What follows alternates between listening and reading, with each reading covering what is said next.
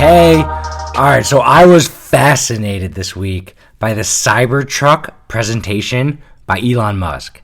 I cannot wait to see how this moment in time ages. It really could be historic. But the Tesla CEO had basically a surprise announcement about this live stream, and I'm so glad that I engaged and tuned in. And this had my attention for so many reasons. It's a live presentation by a crazy billionaire. There's marketing involved, the future of cars, and it really got me thinking about some big picture technology stuff that I'll get into. But first, let me kind of report or explain about this presentation. So it was a presentation for the Cybertruck, this new car. And I'm not a car guy. All I care about is their autopilot feature getting better, because driverless cars are my biggest consumer passion.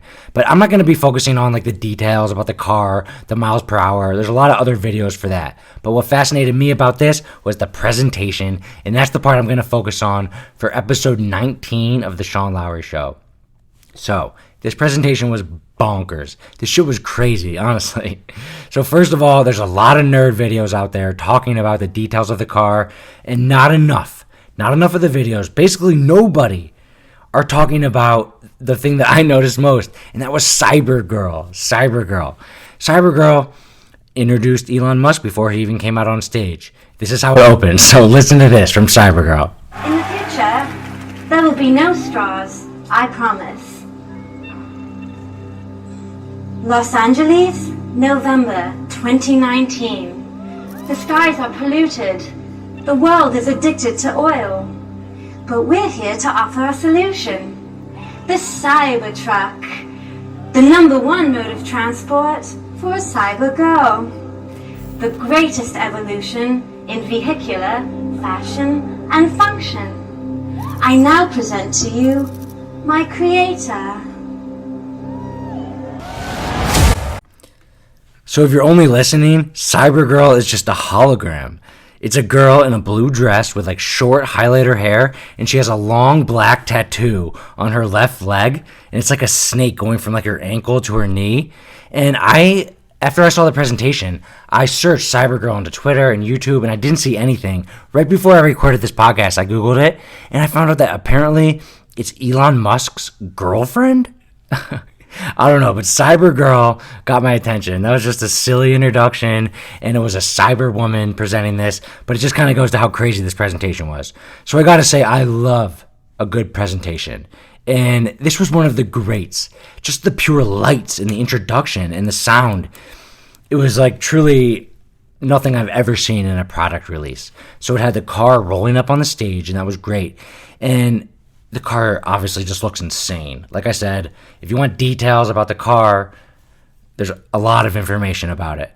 But fire was exploding, and the music was bumping, and the crowd was roaring. And also, when it came up on stage, the Cybertruck logo that was written on the wall in the back, that was interesting, because it didn't really seem to follow like the Tesla brand profile, you know? It's basically like its own thing. It was nuts. And Elon really went out of this world. So just listen, and if you're watching on YouTube, you can see it, but just listen to the energy when this truck rolls up on stage.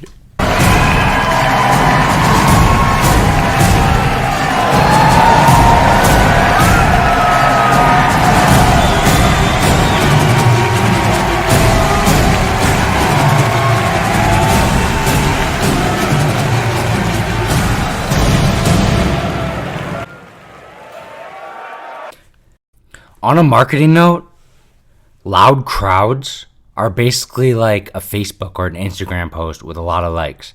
Even in like politics, if you hear a politician and one has loud roars in the crowd, echoes and roars, and one has golf claps, you can really tell. A lot of, like, I've heard about comedians and entertainers and musicians who have been caught putting fake crowd roars into the stereo at certain events, and I completely get it. I would do that too. It's because the social proof of a loud crowd roar is so important in a marketing situation. But the other elements I like of the presentation are persuasion and marketing by Elon Musk. He opens up and he's talking about how trucks have been the same for 100 years, and that's true. And he's giving a persuasive visual reminding us of how different he is and how much he's changing the world. And if a company's making trucks, a bunch of different companies, why do they all look the same? It's interesting to think about. He did 2 other comparisons to other cars in the industry, and I always like when companies do this. Even something as simple as Pepsi versus Coke, Chick-fil-A versus Popeyes, Powerade versus Gatorade. They kind of rip the other one and say how they're better. They're just positioning.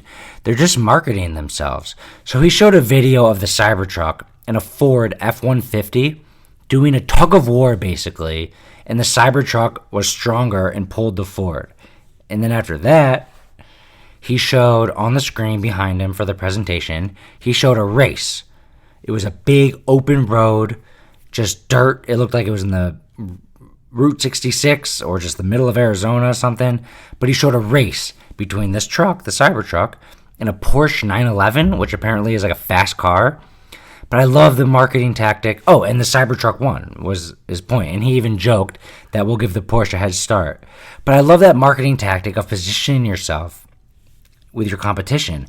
For me, the biggest competitor we have is Marley Lilly, and we tweeted a couple of times like, United Monograms is better than Marley Lilly, and they blocked us. And that's no fun. Come on.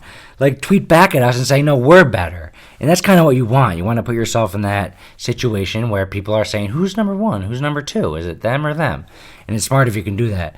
This past week was also the Democratic debate, and nobody was ripping on each other. And I don't think it's important to be mean, but you need to position yourself. And I just think about that. I was like, why is nobody trying to take the person in front of them down by ripping on them? But these are persuasion things that stood out to me, and that's why this was such a cool presentation, just from a business element but also entertainment. All right, so now this is basically part 2 of the podcast, where I'm going to go off the rails a little bit with this thought, but whatever. It's my podcast. This is the Sean Lowery Show. I can say whatever I want, but it still relates. So Elon, this is a billionaire who truly has put the thought out there and believes that our entire lives could be a simulation. We could just be like the Sims in another galaxy's life. He truly thinks that, and he's very smart, and he thinks that we could possibly be a simulation. So this is the guy I'm talking about. And this guy just had a presentation, and here was one of the main stories from the presentation. He had somebody throw a metal ball at the window of the car, and his point was that the car window won't even break. It won't break, but the metal ball smashed through the car. And it was awkward, man. It was awkward for him to be on stage presenting this car that had a big smash in the window. And then the other guy, or the guy who was doing it, threw the metal ball through the other window just to kind of show the audience, and it smashed again. And the presentation of Elon Musk was amazing.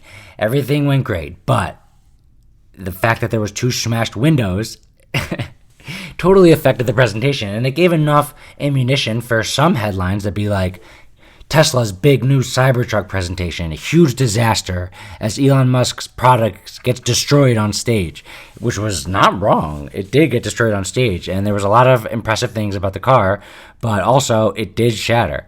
Then later on, he tweeted a picture of the same guy in warm-ups for the presentation, a practice round, a rehearsal dinner. He showed that guy threw the ball, the same metal ball at the window, and it didn't break. So it just broke during the presentation. So that was one of the main stories from the entire presentation. But that's my summary of the presentation. It was amazing. But now this makes me think on a different track. And I'm in the Elon Musk cyber mode, and I'm thinking about technology. But also, I have seen so many technology presentations go wrong.